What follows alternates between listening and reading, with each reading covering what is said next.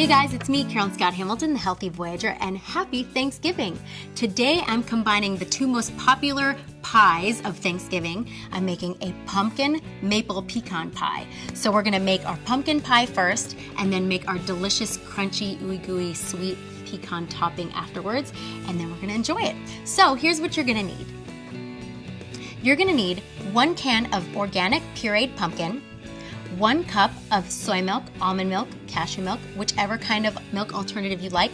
I tend to use sweetened milks for the desserts, but you can use unsweetened because we're gonna add in so many other sweet things. We're using a sweetened soy milk today. 2 egg replacers. I'm just using EnerG. You can use a flax egg, you can use a chia egg, whichever you like. The reason why I like these is because then it won't leave any grittiness behind like a flax or a chia egg would. A 1/2 cup of maple syrup, a 1/2 cup of cornstarch, a 1/2 cup of granulated sugar. You can use organic sugar, you can use brown sugar. It will give it a deeper, richer color and taste. We're just using regular organic granulated sugar. You can use a 1/2 teaspoon of vanilla bourbon extract or pecan extract. Pecan extract is a little tougher to find. You can get it online. It will give you that perfect Thanksgiving flavor, but if you don't find it, I love using a vanilla bourbon extract, and that's what we're using today. We're gonna use a 1/2 teaspoon of cinnamon, ground nutmeg, ground ginger, and a little bit of salt to counterbalance the sweetness. For the maple pecans, you're gonna use a cup of halved pecans, sugar, and maple syrup. All right, let's get started. Okay, so we've already gotten our oven ready to 350, preheated, and we're using a pre-made pie crust just because it's a little like a semi-homemade, makes things a little easier. If you make your own pie crust, that's fantastic. This is just a vegan graham cracker crust pie crust to make things a little easier around the holidays because it's tough to do everything from scratch. But you can make your own. And you know what's really good with this is a chocolate pie crust. You can do your own crushed Oreo pie crust. Yum. I love chocolate pumpkin pie. But we're going a little more traditional today, just a plain old graham cracker crust. So we've got that ready to go, and we're gonna put it on a pan, just in case once we put it in the oven, it drips over. It's nice to catch everything on the pan and not drip into your oven. So now all we need to do is put everything into the dish. So we're gonna go ahead and start with our pumpkin. It smells so good. As soon as you open the pumpkin, and you can puree your own pumpkin as well, but we're using an organic canned one. Again, trying to make things a little simpler around the holidays, but this just makes the entire kitchen smell like Thanksgiving. We're gonna put in our milk. We're gonna put in our egg replacer, and make sure that you have it already pre-mixed so that it gets nice and thick and gelatinous like an egg so that it binds everything together. Get that guy in there. Then, of course, secret ingredient of Thanksgiving and the holidays, maple syrup. Our cornstarch. Again, that's gonna thicken it up and make it that nice, dense, cheesecakey consistency of pumpkin pie. Of course, sugar. And then, all the flavors. We've got our bourbon vanilla. We've got our cinnamon. Oh, already smells like pumpkin pie. Got nutmeg, got ginger. You can use, if you want to save some time, you can use pumpkin pie spice because it's got all that stuff in there, but I like really putting all my stuff in so that I can control the flavors and the amounts and that sort of thing. But if you want to go easy, just throw some pumpkin pie spice in there. And then we're using a 1/2 teaspoon of salt because salt in baking is what brings out the sweetness. So you always need that as your secret ingredient.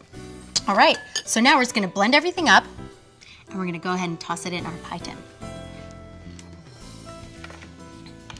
I tend to use immersion blenders a lot in the kitchen just because it's so much easier than transferring everything out of the blend into the blender or the food processor and out, because trying to get all the every little last bit out of the blades is a pain. So this is just so much more convenient.